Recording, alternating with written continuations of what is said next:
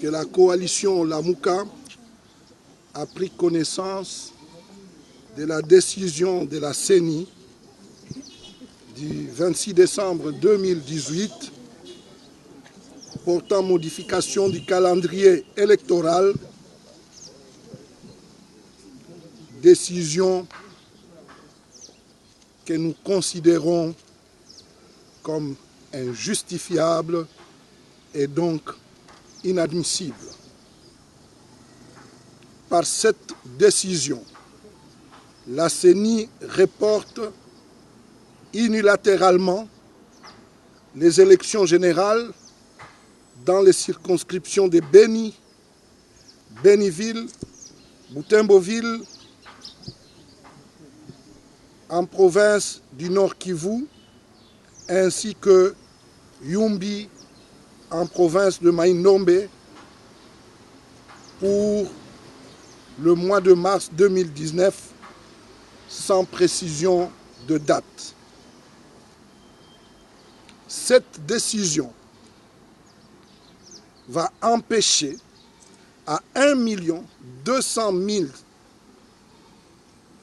6 177 Congolaises et Congolais de participer à la désignation du président de la République, des députés nationaux et provinciaux.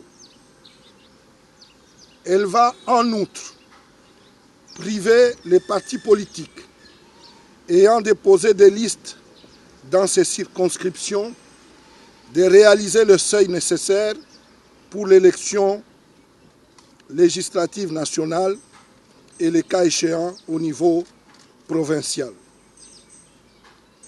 Alors nous nous posons la question, sur quelle base, sur base de quelle loi la CENI va-t-elle calculer le seuil pour les élections reportées? Outre qu'elle est discriminatoire, cette décision vient s'ajouter à plusieurs autres alibis et obstacles déjà imposés au peuple congolais par le gouvernement illégitime du président Kabila et la CENI, à savoir notamment les manques de moyens pour organiser les élections en décembre 2016, la non-application de l'accord de la Saint-Sylvestre en 2017, les refus de l'appui logistique de la communauté internationale, la caporalisation de l'appareil judiciaire, les entraves à la campagne électorale suivies de son interdiction pure et simple, le prétendu incendie de l'entrepôt de la CENI, le report illégal et irrégulier des élections à 2 jours de scrutin. Mesdames et messieurs, aucune loi de la République ne donne compétence ni qualité à la CENI de priver une partie de notre population aux droits élémentaires et souverains consacrés du reste par la Constitution d'élire ses représentants ou dirigeants, ni d'exclure une portion du territoire à prendre part à la gestion et à la conduite des affaires publiques du pays. La CENI fonde sa décision de report à Béniville, Boutembo, par la persistance de l'épidémie de la maladie à virus Ebola, ainsi que la menace terroriste par des bandes et milices armées. Nous tenons à rappeler à la CENI que cette épidémie touche au-delà de ces circonscriptions et sévit aujourd'hui dans les territoires de Mambasa, Irumu et même dans la ville de Bunia. Est-il nécessaire de rappeler encore à la CENI que la campagne électorale vient juste de s'y dérouler, drainant des foules sans que quelconque mesure d'interdiction du gouvernement ni de l'organe électoral n'ait été prise. C'est à juste titre d'ailleurs que le ministre de la Santé a déclaré le 8 décembre 2018 que toutes les dispositions sont prises pour que le vote se déroule normalement sans propagation de l'épidémie. Quant à l'insécurité, plusieurs autres entités du territoire national sont dans les mêmes conditions sécuritaires entretenues par le régime, notamment Walikale, Chabunda, Massissi, Rutshuru, Kale, Lubero, Fizi, et j'en passe. La CENI peut-elle alors justifier cette décision sélective concernant uniquement Beni, Butembo et Yumbi? Pour mémoire, les élections de 2006 et 2011 se sont déroulées dans les circonstances sécuritaires similaires. La CENI avait alors lancé les opérations d'enrôlement des électeurs et la campagne électorale pendant que ces entités traversaient la même situation sécuritaire. Tout s'est déroulé sans incident majeur. Pour ce qui est de l'épidémie à virus Ebola, les transports terrestres et aériens fonctionnent normalement aujourd'hui dans ces villes ou dans ces territoires. Les églises et les marchés, lieux de concentration populaire par excellence, n'y ont jamais été interdits. La rentrée scolaire y est effective. Alors, comment la CENI peut-elle stigmatiser les territoires de Beni, Butembo et Yumbi, alors que plusieurs autres entités du territoire national vivent dans les mêmes conditions d'insécurité sous la menace des groupes armés?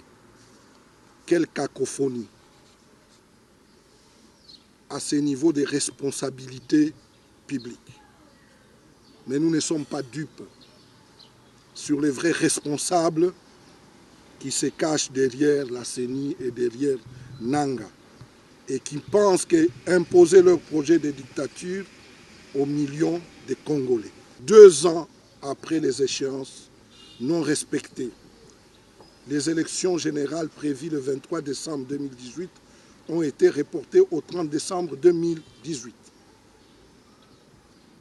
Semble-t-il, suite à un mystérieux incendie de l'entrepôt de la CENI à Kinshasa. Cette décision annoncée sans consensus la semaine dernière ne faisait alors aucune allusion à ces aspects sécuritaires ou de l'épidémie. La CENI va-t-elle nous inventer maintenant, chaque jour, de nouveaux éléments pour torpiller les élections? En réalité, toutes ces manœuvres mettent à nu les manigances de la CENI. Il s'agit bien d'une fraude électorale organisée sur la composition du corps électoral. La CENI, en concours avec le pouvoir, veut se débarrasser de certaines circonscriptions électorales pour des raisons inavouées. Par ailleurs, dans cette décision, la CENI omet sciemment de parler de la publication des résultats des élections législatives nationales et provinciales. En suspendant la publication des résultats du vote des élections législatives et provinciales, la CENI veut se donner le temps de manipuler les résultats en faveur d'une catégorie choisie et bien connue. Et dire que la CENI et le gouvernement du président Kabila ont soutenu pendant longtemps être en capacité d'organiser simultanément en toute souveraineté les élections locales, en plus de l'élection présidentielle, des législatives et provinciales. L'opinion réalise alors aujourd'hui le tendu du chaos préparé contre notre pays. À cette situation, 1. La coalition Lamuka dénonce vigoureusement les mensonges contenus dans la décision de la CENI, consistant à affirmer que les parties prenantes au processus électoral auraient été consultées. 2. La coalition Lamuka exige que la CENI retire instamment cette décision injustifiée et organise des élections sur toute l'étendue de la RDC sans aucune discrimination. 3. Le peuple congolais, qui a été très patient, qui a déjà accepté 3 reports, a même accepté que l'échéance dépasse 2 ans, dit maintenant, trop c'est trop. La CENI vient de dépasser la ligne rouge. 4. La coalition Lamuka prend à témoin l'opinion nationale et internationale, en l'occurrence les Nations Unies, l'Union européenne, l'Union africaine, la SADC, la CIRGL, et les interpelle pour qu'elles obtiennent de la CENI la levée immédiate de cette décision susceptible de fragiliser l'ordre et la stabilité dans la sous-région de l'Afrique centrale. 5. Le peuple congolais exprime sa solidarité avec ses frères et sœurs de Beni, Butembo et Yumbi et leur dit qu'il ne les abandonnera jamais. 6.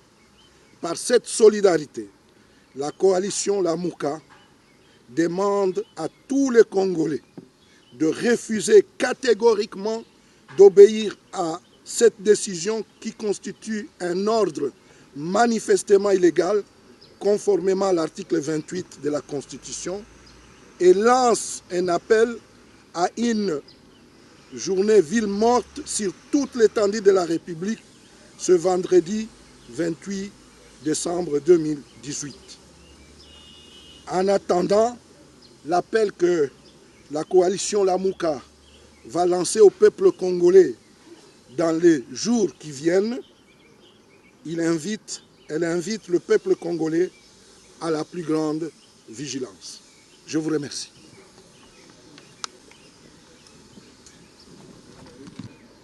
Messieurs, si jamais la CENI ne retirait pas cette décision, qu'est-ce que vous allez faire? Vous allez quand même aux élections ou vous n'allez pas?